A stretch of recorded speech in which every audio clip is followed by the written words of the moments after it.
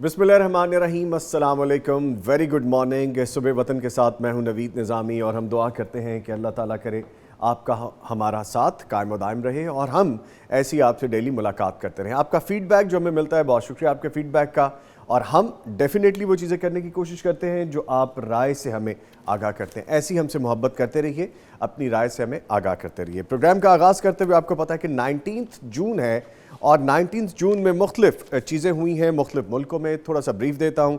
USA में official game of baseball के हवाले से इसे जाना जाता है, यूएसए में फादर डे के हवाले से इसे जाना जाता है, यूके में रॉयल फैमिली के हवाले से इसे जाना जाता है, जबकि ऑस्ट्रेलिया में सोलो राउंड द वर्ल्ड जो बलून फाइट थी पहली दफ़ा, उसके हवाले से इसको जाना जाता है। जबकि पाकिस्तान में 2004 में जो यूएस ड्रोन अटैक्स थे, जो स्ट्राइक्स की गई थी पहली मरतबा, वो 19 जून को ही हुआ। ये तो था एक थोड़ा सा ब्रीफ, लेकिन हमने 19 जून के हवाले से बात नहीं करनी जनाब, हमने बात करनी है आमों के हवाले से। पाकिस्तान में आम की जो पैदावार है, वो कहते हैं ना कि आम हो और बहुत से हों तो फिर ही मज़ा आएगा।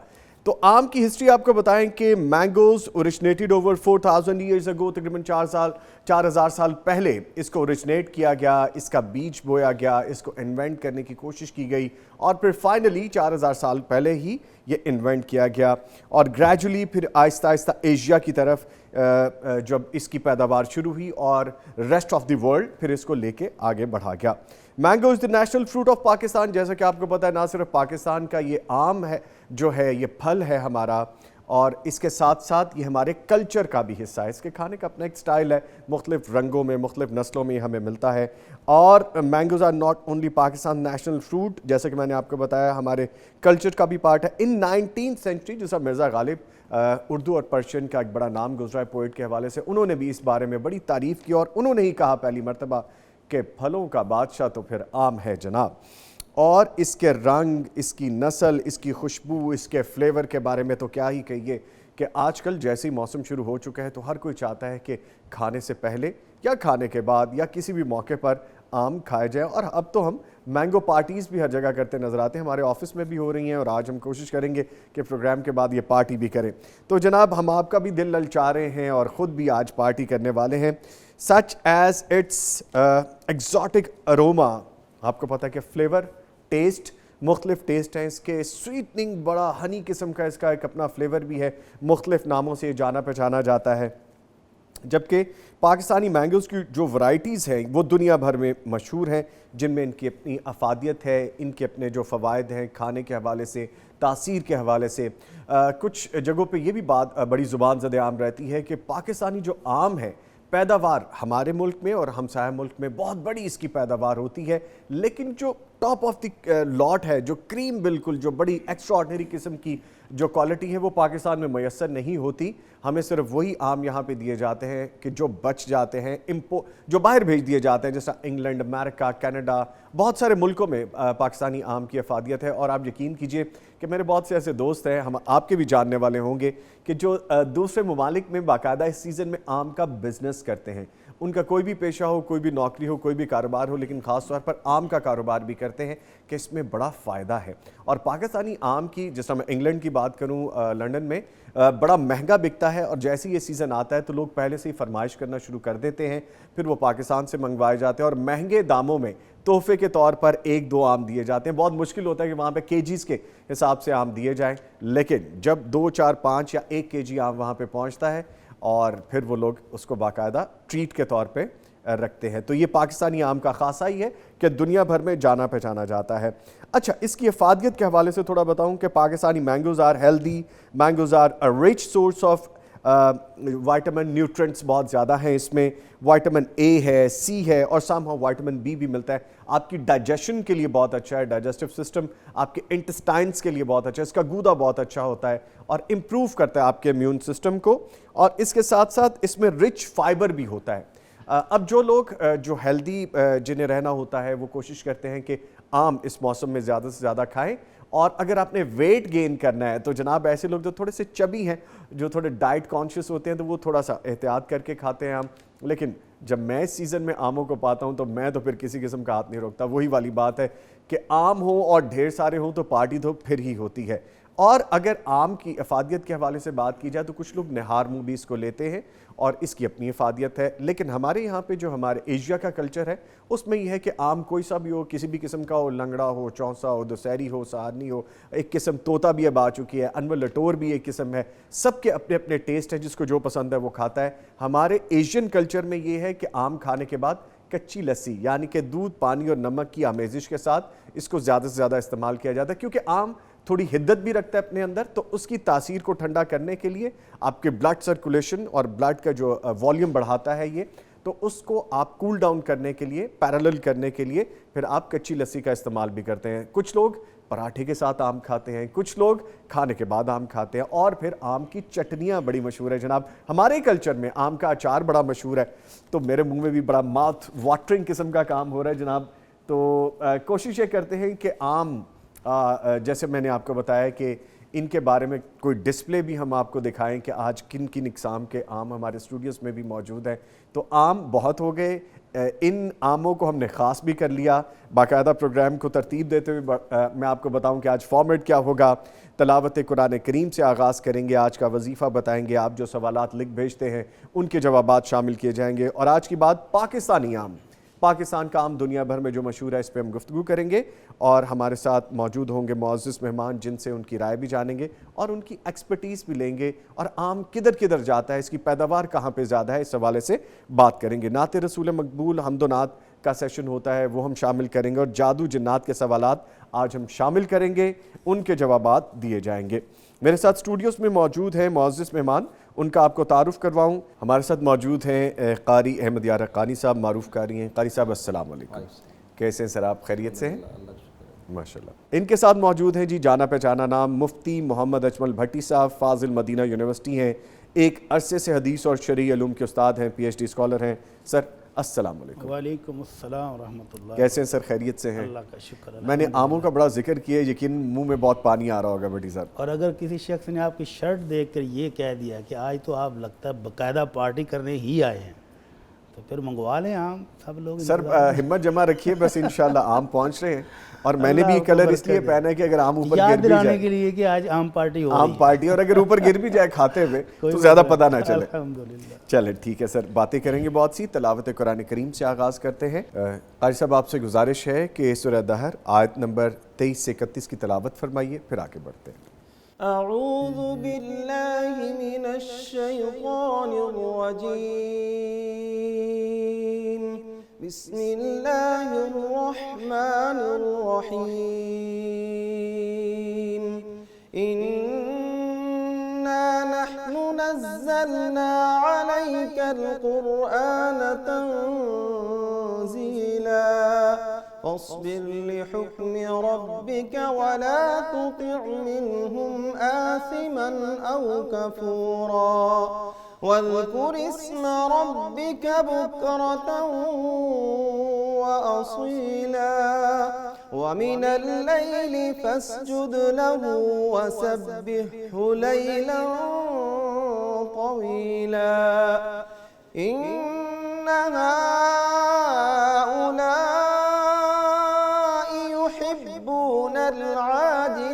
ويذرون وراءهم يوما ثقيلا. نحن خلقناهم وشددنا أسرهم وإذا شئنا بدلنا أمثالهم تبديلا. إن هذه تذكرة فمن شاء اتخذ إلى ربه سبيلا. وما تشاءون إلا أن يشاء الله إن الله الله كان عليما حكيما يدخل من يشاء في رحمته والظالمين أعد لهم عذابا أليما صدق الله العظيم. माशाल्लाह जज़ाकल्लाह कारी साहब, अल्लाह ताला आपको जज़ाए खैर अता फ़रमाए. माशाल्लाह बहुत खूब अंदाज़ है आपका. बड़ी साहब, तलावत हमने सुनी माशाल्लाह, ये भी सादत हमने हासिल कर ली.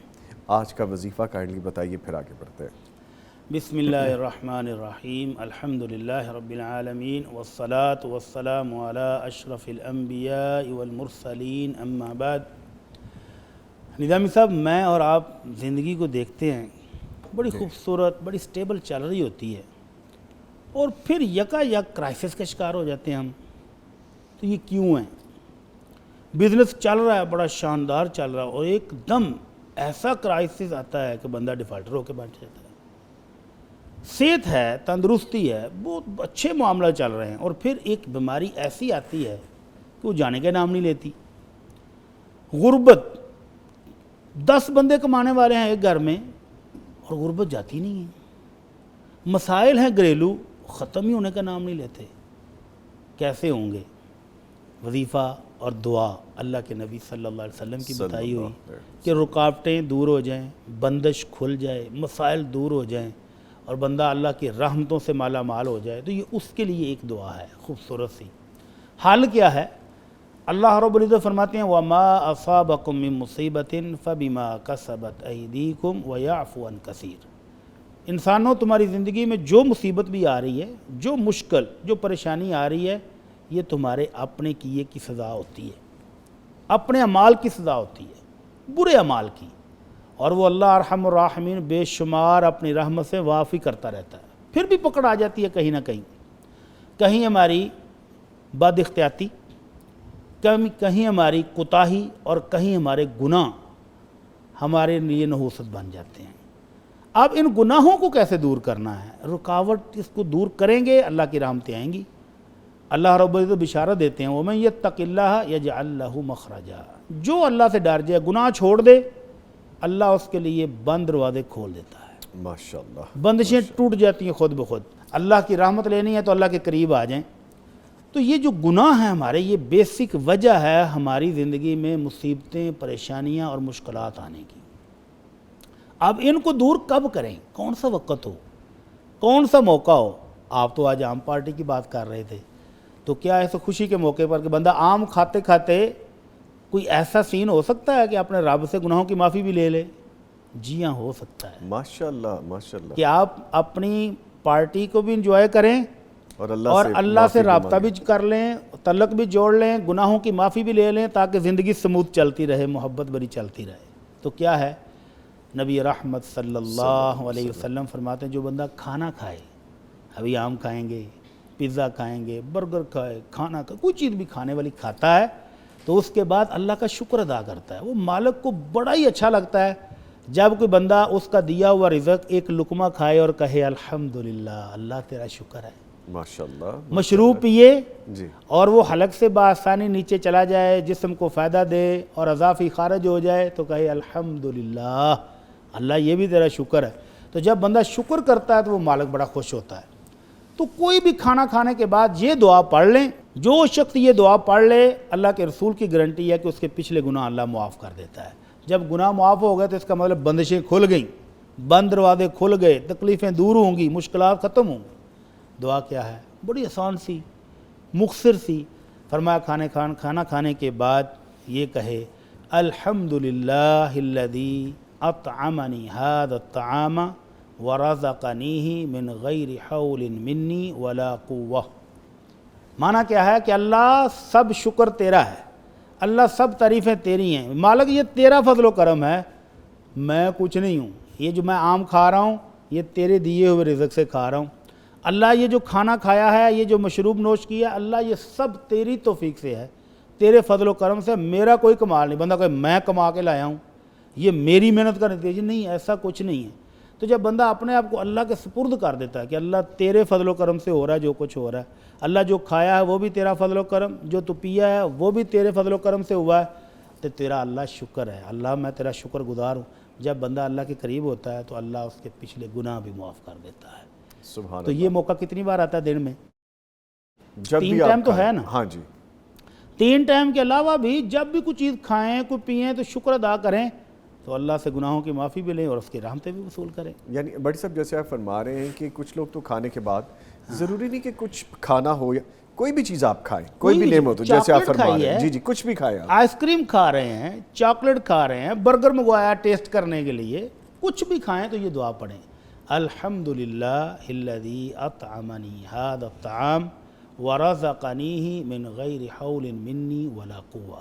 بندہ اپنے آپ کو بالکل مائنس کر دیتا ہے کہ اللہ میں کچھ نہیں ہوں، یہ جو میں ہے نا یہ رکاوٹ بنتی ہے، تو میں ختم کر دیں اور کہیں بس تو ہی ہے، تیرا ہی فضل ہے، تیرا ہی کرم ہے، اللہ میں تیرا شکر گزار، اللہ میں تیرے فقیر۔ تو جب بندہ اپنے آپ کو اس کا فقیر اور محتاج بناتا ہے تو پھر اللہ اس کو بادشاہ بنا دیتا ہے۔ بے شک یہ میں ہی ختم کرنا سب سے بڑی میں بات ہی ہے، ختم کر دیں بالکل تو باقی پھر بادشاہی رہ جاتی ہے۔ بادشاہی۔ اچھا بڑی صاحب ایک چیز جو میں نے آج سیکھی کہ آپ اللہ کی دی ہوئی نعمتوں کو استعمال کریں، اس نعمت کو انجوائے کرتے ہوئے آپ اس سے رجوع کر لیں اور اپنی غلطیوں کوتاہیوں کی معافی بھی مانگیں، تو پھر آپ کے لیے کیا ہی اچھا ہے۔ پھر نعمتوں میں اضافہ ہی نعمتوں میں اضافہ ہی ہے، اضافہ۔ برسات برسے گی پھر رحمتوں کی۔ ٹھیک ہے سر سوالات ہیں وہ شامل کرتے ہیں، اور پہلا سوال ہے کہ کوئی مقتدی اگر اپنے امام کے متعلق بدگمانی کا شکار ہو تو ہم نے سن رکھا ہے کہ اس حالت میں مقتدی کی نماز تو ہو جائے گی لیکن امام کی نماز نہیں ہوگی، کیا شریعت بھی یہی کہتی ہے یا پھر یہ لوگوں کی خود ساختہ بات ہے؟ آپ کیا کہتے ہیں؟ سر مفتی آپ ہیں، میں کچھ نہیں کہہ سکتا اس بارے میں، آپ نے بتانا ہے سر۔ امام صاحب اگر تو سنت کے مطابق نماز پڑھا رہے ہیں، امام صاحب امامت کے اہل بھی ہیں، جی عالم دین بھی ہیں، نماز کو سنت کے مطابق پڑھاتے ہیں، تو پھر مقتدیوں میں اگر کسی 1-2 بندے کو ایسے خامخواہی الرجی ہوتی ہے امام صاحب کے ساتھ، تو پھر اس میں امام کا کوئی قصور نہیں ہے، پھر اس بندے کو اپنی نماز کی فکر کرنی چاہیے۔ ایسا شخص جس کو خام خواہ کا ویر ہے، خام خواہ کے الزامات ہیں، خام خواہ کے اعتراضات ہیں، اور امام صاحب کے اندر وہ نقص نہیں ہیں، یا اگر کوئی کمی ہے تو وہ بشری تقاضا ہے، اس کی امامت میں کوئی نقص نہیں ہے، اس کی نماز پڑھانے سنت طریقے میں کوئی فرق نہیں ہے، کوئی کمی نہیں ہے، تو پھر یہ بندہ اعتراض کرنے والا خود گناہ گار ہے، اس کو اپنی فکر کرنی چاہیے، امام کا کچھ نہیں ہے۔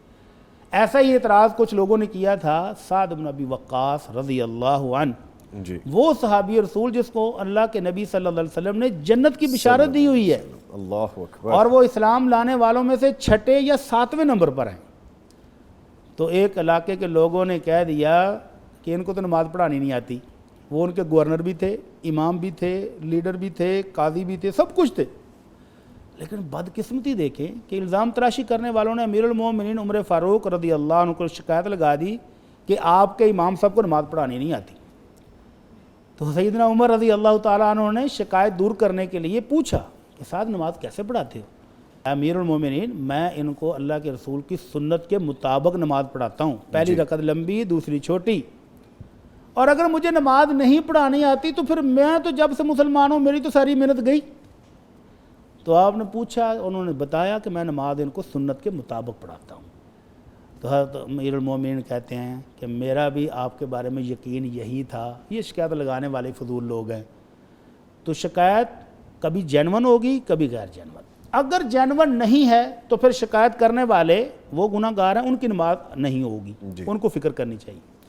اور اگر واقعتاً جینون شکایت ہے، جینون شکایت کا مطلب کہ امام صاحب خود بدعتی ہیں، خود فاسق ہیں، خود فاجر ہیں، گناہوں میں مبتلا ہیں، نماز کی اہلیت نہیں رکھتے، امامت کا سلیقہ نہیں آتا، سنت کا ان کو پتہ نہیں، تو پھر آپ یہ پوچھیں نا کہ وہ امام کیسے بن گیا؟ جی آپ نے کبھی ایسا امام نہیں دیکھا کہ جس کو امامت کی اہلیت ہی نہیں ہے، جس کو سنت نبی کا پتہ ہی نہیں ہے، جو عالم دین ہی نہیں ہے، لیکن امامت کے مسئلے پر کھڑا ہے؟ وہ کیسے سر؟ واقعی یہ کوشچن ہے، یہ کوشچن ہے نا۔ جی کچھ لوگ مسجد بناتے ہیں، اللہ کی رضا کے لیے، اور پھر اپنے نالائق نکمے بیٹے کو امام کے مسلح پر کھڑا کر اللہ اکبر، ایسا ہوتا ہے کہ مسجد بنا دی اپنے سرمایہ سے کہ اللہ راضی ہو جائے، اللہ کی رضا کے لیے، لوگوں کو ضرورت کو دیتے ہوئے، میرے پاس پیسہ ہے تو وہ کنال کی مسجد بنا دی۔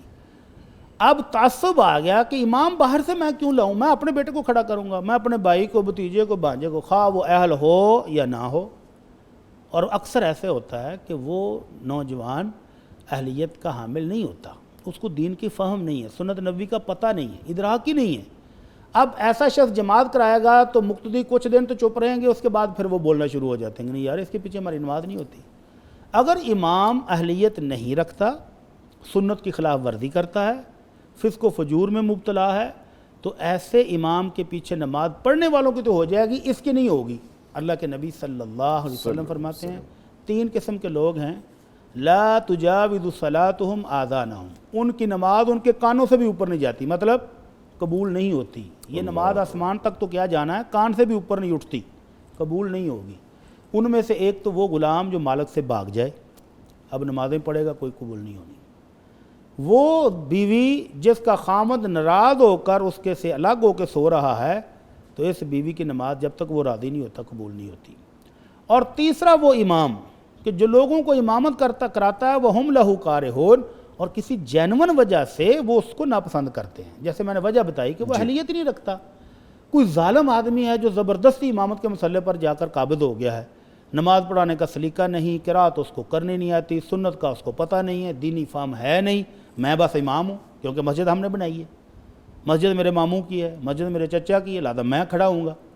اور جتنے اہل علم ہیں جو ماشاءاللہ بہترین قرات کرنے والے ہیں، وہ سارے پیچھے اڑتے ہیں لیکن اس کو ہٹا نہیں سکتے، تو ایسے امام کی نماز قبول نہیں ہوتی۔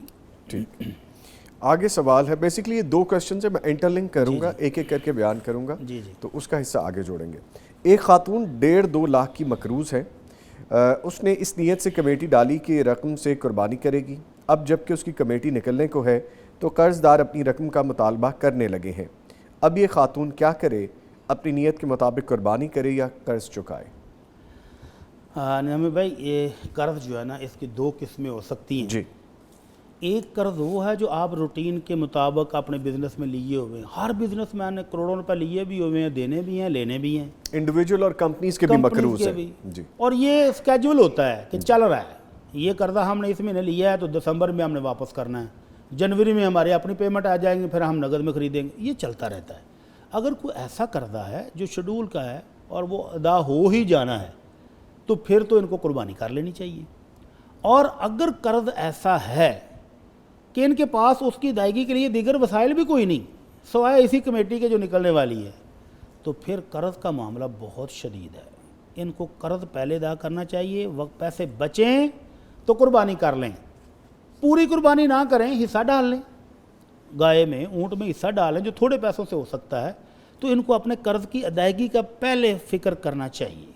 اللہ کے نبی صلی اللہ علیہ وسلم ابتدائی اسلام میں جب کوئی جنازہ آتا تو آپ پہلا سوال یہ کرتے کہ یہ فوت ہونے والا مقروض تو نہیں تھا؟ آپ اندازہ کریں کہ قرض کتنی بڑی شدت والی چیز ہے کہ ایک صحابی کا جنازہ آیا ہے، صحابہ کرام جنازے کے لیے آپ کو بلا رہے ہیں اور آپ نے پوچھا اس پر قرض ہے؟ کہنے لگے اللہ کے رسول 2 دینار، جسٹ 2 دینار۔ آپ نے فرمایا تم پڑھ لو، میں نہیں پڑھوں گا۔ اللہ، نبی رحمت صلی اللہ علیہ وسلم کی محبت بری دعاؤں سے محرومی، صحابہ تڑپ گئے۔ تو حضرت ابو قتادہ اللہ کے رسول کے پاس آئے، اللہ کے رسول وہ 2 دینار میں اپنے ذمہ لیتا ہوں، آپ ہمارے بھائی کا جنازہ پڑھا دیں، آپ کی دعاؤں سے تو یہ محروم نہ رہے۔ تو آپ نے اس کا جنازہ اس وقت پڑھایا جب حضرت ابو قتادہ نے پوری ذمہ داری لے لی کہ یہ میں ادا کروں گا۔ اور اگلے ہی دن آپ نے پوچھا ابو قتادہ وہ دیناروں کا کیا ہوا؟ کہنے لگے اللہ کے رسول کل رات کو تو وہ فوت ہوا ہے تو میں ادا کرتا ہوں۔ آپ نے فرمایا نہیں، جلدی۔ وہ ادا کر کے آئے فوری اور آ کر اطلاع دی اللہ کے رسول میں نے وہ 2 دینار ادا کر دیے۔ آپ نے فرمایا اب اس کا جسم ٹھنڈا ہوا ہے۔ اللہ اکبر۔ تو اس قرض کو معمولی نہیں سمجھنا چاہیے۔ اللہ کے رسول صلی اللہ علیہ وسلم نمازوں میں یہ دعا پڑھا کرتے تھے، اللہم انی اعوذ بک من المأثم ومن المغرم، اے اللہ گناہوں سے اور قرض سے تیری میں پناہ مانگتا ہوں۔ تو کسی کہنے والے صحابی نے کہا اللہ کے رسول آپ اتنا زیادہ قرض سے معافی مانگتے ہیں، پناہ مانگتے ہیں؟ آپ نے فرمایا ہاں، قرض ہے ہی ایسی شدید چیز کہ جب کوئی بندہ مقروض ہو جاتا ہے وعدہ فاخلف، پھر اس میں 2 گناہ اور بھی آ جاتے ہیں کہ وہ وعدہ کرتا ہے تو پھر وعدہ خلافی کرتا ہے، پتہ تو ہے دے گی کوئی نہیں، جھوٹے وعدے کرتا ہے، حدث فکذب، بات کرتا ہے تو جھوٹ بولتا ہے۔ تو اس ایک جرم کی وجہ سے پھر کئی جرائم ساتھ اور جنم لیتے ہیں۔ تو اس لیے ان محترمہ کو پہلے اپنے قرض کی فکر کرنی چاہیے، اور قربانی کے لیے تو ویسے بھی اللہ کے رسول صلی اللہ علیہ وسلم نے سہولت دی ہے، فرمایا من وجد ساعۃ فلم یصلی فلا یقربن مصلانا، جس کے پاس استطاعت ہو، گنجائش موجود ہے، پھر وہ جان بوجھ کے، جیسے ابھی دانشور بڑے پھر رہے ہیں، کہتے ہیں جی وہ ملک کے حالات بڑے خراب ہیں تو قربانی نہیں کرنی چاہیے، بلکہ جو قربانی ڈبل کر رہے ہیں ان کو تو ٹیکس لگانا چاہیے، جس گھر میں ایک سے زائد قربانی کھڑی ہو اس پر ٹیکس لگا دو، یہ بھی ایک دانش ہے۔ تو اللہ کے نبی نے کیا کہا ہے صلی اللہ علیہ وسلم کہ جس کے پاس گنجائش ہے اور وہ جان بوجھ کے بلا وجہ قربانی نہیں کرتا تو وہ عید پڑھنے کے لیے نماز گاہ میں بھی نہ آئے۔ تو جس کے پاس گنجائش ہی نہیں، قرض ہے، مقروض ہے، تو وہ پہلے قرض ادا کرے نا۔ اگر قرض ادا کرنے کے بعد رقم بچ جاتی ہے تو الحمدللہ قربانی کریں، ٹھیک ہے۔ اور اگر قرضہ ایسا ہے کہ جو سال کے اندر اسکیجول ہے کہ وہ ادا ہوتا رہے گا، تو پھر اگر وہ اپنے روٹین کے مطابق قرض لے کے بھی قربانی کرنا چاہے تو کوئی عرض نہیں۔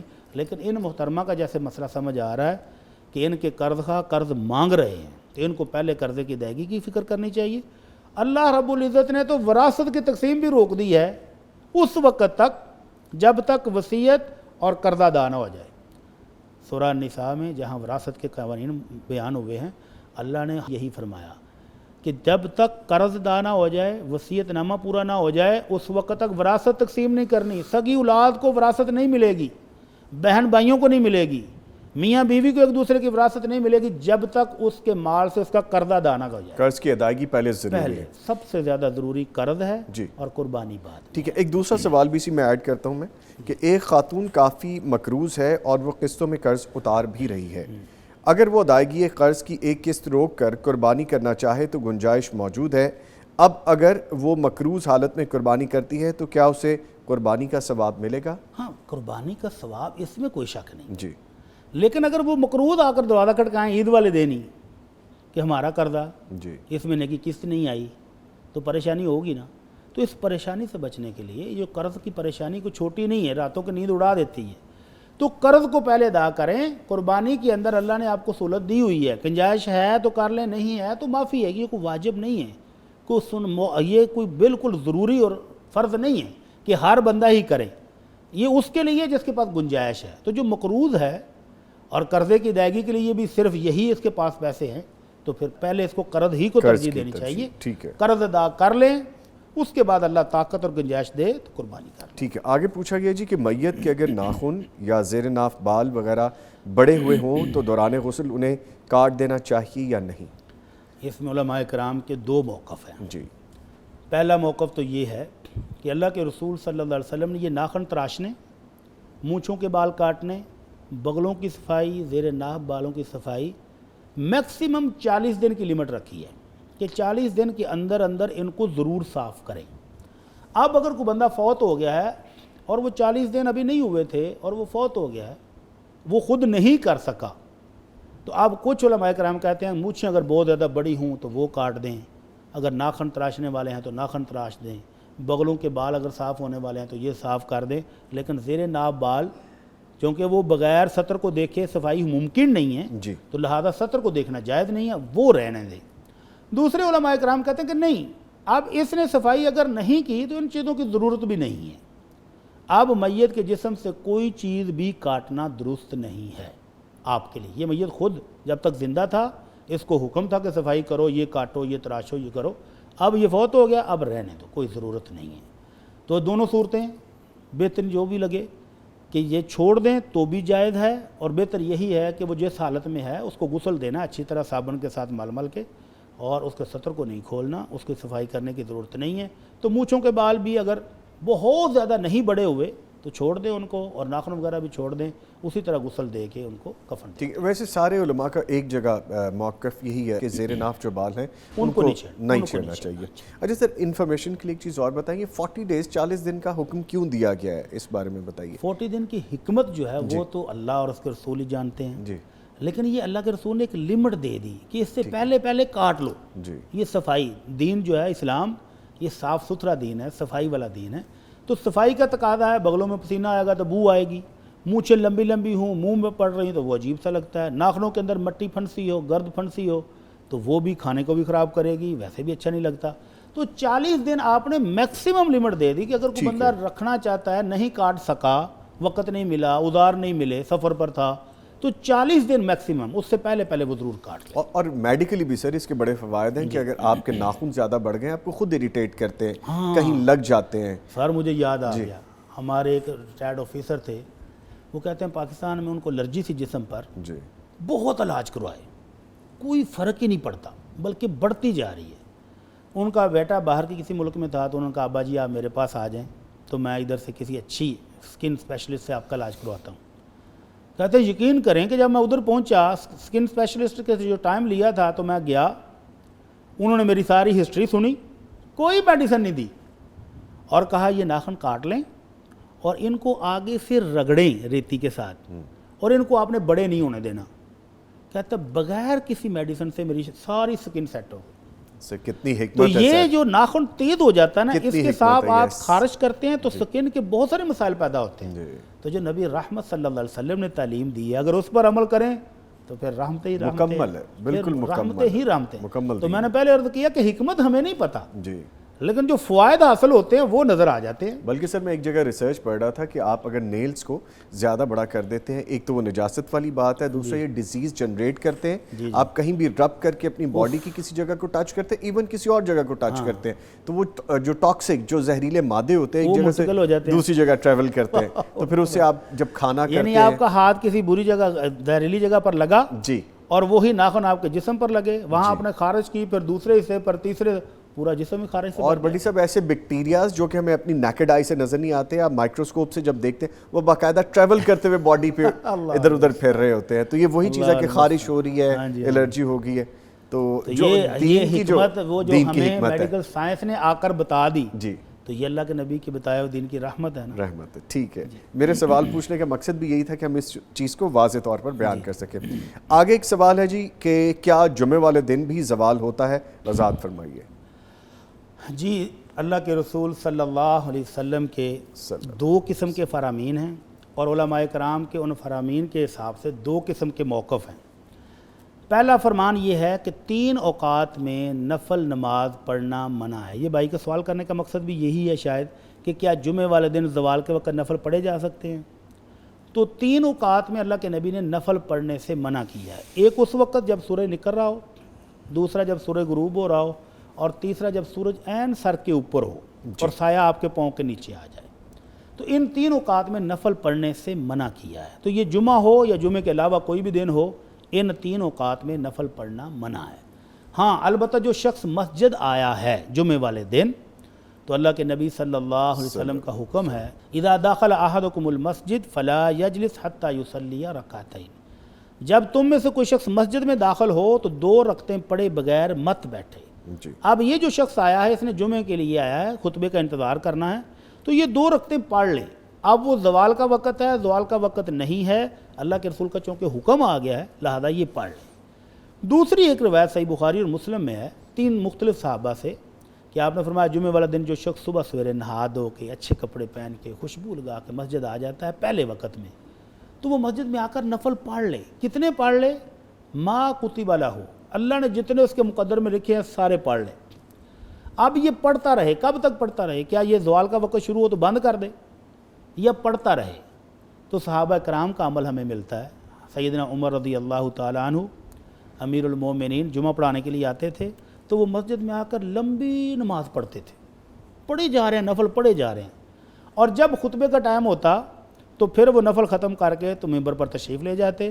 اس دوران دیگر صحابہ بھی مسجد کے اندر نفل پڑھی رکھتے، اور جب وہ دیکھتے کہ امیر المومنین اب ممبر پر جا رہے ہیں تو پھر وہ اپنے نفل ختم کرتے۔ اس کا مطلب ہے کہ وہ صحابہ کرام جو مسجد میں آئے ہوئے تھے وہ اس جمعے والے دن مسجد کے اندر اس زوال کا کوئی اتنا خیال نہیں کرتے تھے، ضرورت بھی نہیں تھی، یہ ہے بھی مختصر سا ٹائم، تو جو نفل پڑھ رہا ہے وہ پڑھتا رہے، اور جیسے ہی امام خطیب ممبر پر جائے تو وہ ختم کر دے۔ البتہ جو مسجد میں بیٹھا، علماء کرام کا یہ بھی فتویٰ ہے کہ جو پہلے سے بیٹھا ہوا ہے 2 رکعتوں سے تحیۃ المسجد پڑھی اور بیٹھ گیا، اب جیسے ہی اب تو گھڑیاں آ گئی نا الیکٹرانک، لکھا ہوا ہے کہ اتنے سے اتنے بجے تک زوال منع کا ٹائم ہے، اب یہ بیٹھا ہوا شخص اس وقت میں اٹھ کے نفل نہ پڑھے، جو پہلے سے پڑھ رہا ہے وہ جاری رکھ سکتا ہے، اور جو ابھی شروع کرنا ہے وہ زوال کا وقت ہے وہ نہیں پڑھے، اور جو جاری رکھتا ہے ان کی دلیل کیا ہے؟ صحابہ کرام کا عمل، امیر المومنین کا عمل، اور اللہ کے رسول کا ہمیں حکم ہے علیکم بسنتی و سنت الخلفاء الراشدین المہدیین، میرے اور میرے راست بعد میرے خلفائے راشدین کی سنت پر عمل کر لیں۔ ٹھیک، تو ان کی سنت کے مطابق صحابہ کرام کا عمل یہ بتا رہا ہے کہ جو مسجد میں آئے اور وہ نفل پڑھ رہا ہے تو وہ پڑھتا رہے جب تک امام ممبر پر تشریف نہیں لے جاتا۔ ٹھیک ہے۔ اچھا سر، ایک اور کوسچن یہاں پہ جو اس سے ہٹ کے ہے، نفل کیا صرف 2 رکعت ہی پڑھے جا سکتے ہیں، 4 کی نیت سے بھی پڑھے جا سکتے جی، ہیں؟ نفل نماز اللہ کے رسول صلی اللہ علیہ وسلم کا حکم ہے کہ 2 کر کے، صلاۃ اللیلی مثنا مثنا، اور ایک روایت میں صلاۃ اللیلی والنہار مثنا مثنا، کہ نوافل جو ہیں وہ 2 کر کے، اور اللہ کے نبی کا خود اپنا عمل بھی یہی تھا کہ آپ 2 کر کے پڑھتے تھے۔ البتہ تہجد کی نماز جو ہے وہ آپ 8 رکھتے ہیں، 10 رکھتے ہیں، کٹھی بھی پڑھ لیتے تھے، اور 2 کر کے پڑھنے کا آپ کا حکم ہے ٹھیک کہ ہے، 2 کر کے پڑھو، اور صحابہ کرام 2 کر کے ہی پڑھتے تھے، تو افضل یہی ہے۔ ٹھیک ہے۔ آگے پوچھا گیا، آج کل گلی محلوں میں اکثر لوگ آوازیں لگا رہے ہوتے ہیں کہ کنگھی والے بال بیچ لو، تو ایسے لوگوں کو گھریلو خواتین کے بال فروخت کرنا کیسا ہے؟ اس میں 2 قسم کی چیزیں آ جاتی جی۔ ہیں۔ ایک تو ہمارا وہ معاشرتی ڈر ہے کہ لوگ یہی بال لے کر پھر جادو بھی کرتے ہیں، جی عزیز و اقارب کے بال حاصل کر کے لوگ ان بالوں کے ذریعے پھر جادو ٹونے والوں کے پاس لے کے جاتے ہیں، اور وہ ان بالوں پر جادو کرتے ہیں، تو جس شخص کے بال ہوں وہ مختلف قسم کی بیماریوں کا شکار ہو جاتا ہے۔ تو پہلی بات تو یہ ہے کہ یہ بال آپ کی اور میری ملکیت نہیں ہیں، ہمارے جسم پر جتنی اللہ نے نعمتیں رکھی ہیں یہ اللہ کی ہیں، ہمیں عارضی طور پر ان سے فائدہ اٹھانے کی اجازت ہے۔ تو انسانی جسم کا کوئی حصہ، کوئی چیز شرعاً بیچنا اور خریدنا حرام ہے۔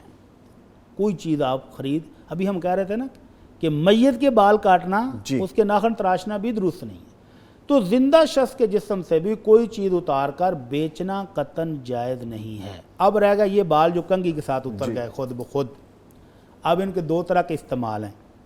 وہ لوگ وگیں بناتے ہیں، جو یہ پیشہ اختیار کرتا ہے بالوں کا، وگیں بنانے کا، لگانے کا، اور جو لگوا رہا ہے، دونوں پر لعنت کی ہے۔ تو اس لیے بالوں کو بیچنا اور خریدنا دونوں منع ہیں۔ اچھا بڑی صاحب 1 منٹ رکیے گا، اگلا سوال میں نے کرنا ہے، لیکن تھا جس کا انتظار وہ شاہکار آ گیا۔ اچھا، تو اب یہ دیکھیں ہمارے پاس کیا پہنچ گیا، ماشاء یہ دیکھیں اللہ، عمر لے کے آئیں جی۔ عمر تھینک یو، بہت شکریہ عمر جی۔ ماشاء اللہ۔ لیں سر، جو پارٹی کا میں نے کہا تھا انشاءاللہ پارٹی ہوگی اور پوری ٹیم ممبرز کے ساتھ ہوگی۔ آپ یہ دیکھیں خوشبو کتنی نظامی آ رہی صاحب، ہے۔ یہ خوشبو جو ہے نا یہ مجھے کچھ یاد کرا رہی ہے۔ اچھا ہم مدینہ منورہ میں رہتے تھے تو ہماری یونیورسٹی کے کچھ فاصلے پر مین مارکیٹ تھی، جی، بڑی زبردست ایئر کنڈیشن مارکیٹ ہے، صاف ستھری۔ وہاں پر افریقہ کے آم پورا سیزن پڑے رہتے، بڑے بڑے خوبصورت، جی، دل چاہتا ہے کہ یار یہ خریدے جائے، اور سائز میں بھی وہ بڑے سائز میں بھی ہیوج۔ بڑے، ان کو پکڑ کے بھی سونگو تو کچھ نہیں ہوتا۔ جی، اور جس دن پاکستانی آم اور سیب مارکیٹ میں پہنچ جاتا تھا، دروازے پر پتہ چل جاتا تھا کہ آج اپنے وطن کی خوشبوئیں آئی ہوئی ہیں۔ اللہ اکبر۔ تو یہ ہمیں نعمت اللہ کی اتنی زبردست کہ پاکستان میں جس بھی پھل کا موسم آتا ہے وافر ہے۔ ماشاءاللہ۔ تو ابھی میں آپ کو بتاؤں کہ کچھ دن پہلے ہمارے دوست ہیں سید توصیف الرحمان زیدی صاحب، حافظ اللہ، سیلیبریٹی ہیں، انٹرنیشنل ویل نون ہیں، عالم دین ہیں۔ واٹس ایپ پہ ہم باتیں کر رہے تھے تو ذکر ہوا جی پھلوں کا بادشاہ عام سلامت عام صاحب آ رہے ہیں۔ اچھا، تو وہ سید صاحب کہتے ہیں کہ یار تسی بڑے خوش نصیب ہو، ایک تے اپنے وطن 'چ بیٹھے رنگ برنگے پھل کھاندے ہو، پھر آم بھی کھاندے ہو، ادھر ہمارا تو بہت برا حال ہے۔ جی، میں نے کہا شاہ صاحب کیا ہوا؟ کہتا ہے یار 5-7 آموں کی پیکنگ ہوتی ہے، گفٹ پیک اتنا سا کارٹون۔ کہتا ہے پچھلے سال میں نے 45 ریال کا خریدا، اور گارا ہے تو وہ ایک بھی نہیں آتا بچوں کو۔ جی، تو میں نے کہا لو جی شاہ صاحب ریاست صاحب تسی کنے کھاؤ گے، تو اسی کریٹ بھیجنے، تسی بندہ دسو بھی ہے، بندہ آ رہا ہے ہم بھیجیں گے۔ اب اتفاق سے ایک دوست مل گیا جو جا رہا تھا ریاض، میں نے کہا یہ شاہ صاحب نے کہا ہو، کہتا ہے جتنے کریٹ آپ پیک کروا سکتے ہیں کروا دیں، میں لے جاؤں گا۔ میں نے کہا بس آپ نے 1 دن پہلے بتانا ہے کہ جس دن آپ نے جانا ہے۔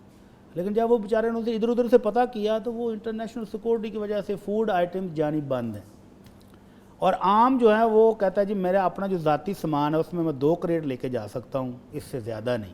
تو بہت سارے دوستوں نے کہا ہوا کہ عام ہی لے کے آنے ہیں پاکستان سے، اور کچھ نہیں۔ جی جی جی، تو بٹی صاحب آپ کی طرف سے 5 کلو میں لے جا سکتا ہوں، اس سے زیادہ نہیں۔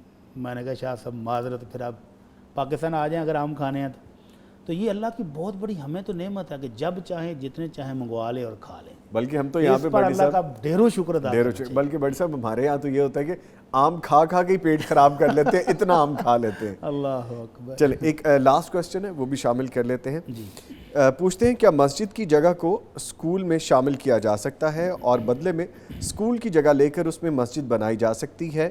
وجہ یہ ہے کہ اسکول کی مسجد کی عمارت گر گئی ہے اور اب انتظامیہ گلی کے ساتھ نئی مسجد بنانا چاہتی ہے. ہاں جی, یہ مسئلہ تقریباً ہم پہلے بھی بیان کر چکے جی, ہیں اس سے ملتا کہ جلتا. مسجد کی زمین کو بلا وجہ استعمال کرنا درست نہیں ہے, لیکن جیسا اس سوال میں ہے کہ وہ مسجد گلی کے ساتھ بنانا چاہتے ہیں تاکہ محلے دار بھی فائدہ اٹھائیں اور سکول کے بچے بھی, تو یہ پہلے سے بہتر ہو جائے گا. جی تو پھر یہ جائز ہے انشاءاللہ, اس میں اجر و ثواب بھی ہوگا کہ ان کی نیت بالکل ٹھیک ہے کہ جس جگہ پہلے تھی وہاں صرف سکول کے بچے پڑھتے تھے, اور اب اگر وہ گلی والی سائڈ پر بنا دیتے ہیں, دروازہ گلی کی طرف بھی نکال دیتے ہیں, محلے دار بھی نماز پڑھیں اور سکول ٹائم میں بچے بھی پڑھ لیں, تو یہ تو 2 in 1 ہو جائے گا. تو اتنی ہی جگہ یا اس سے زیادہ جگہ اگر وہ دے رہے ہیں تو بالکل جائز ہے انشاءاللہ, اس میں اجر و ثواب ہی ہوگا. ٹھیک ہے. اس کے ساتھ ہی بھٹی صاحب جتنے کویسچن تھے وہ میرے خیال میں سارے شامل کر لیے. آپ کے آنے کا بہت شکریہ, جزاکم اللہ خیر. اور انشاءاللہ پارٹی میں شامل ہیں. ابھی بریک کے بعد ہم پارٹی بھی کریں گے. اور اس کے ساتھ ساتھ احمد یار حقانی صاحب, سر آپ تشریف لائے, آپ کے بھی آنے کا بہت شکریہ. سر آپ بھی پارٹی میں شامل ہیں, ویسے ایسی بات نہیں کہ صرف بھٹی صاحب آپ بھی شامل ہیں. نہیں جی, ایک چھوٹے سے وقفے کے بعد ہم دوبارہ حاضر ہو رہے ہیں. آپ سے ملتے ہیں ایک بریک کے بعد, ہمارے ساتھ رہیے گا.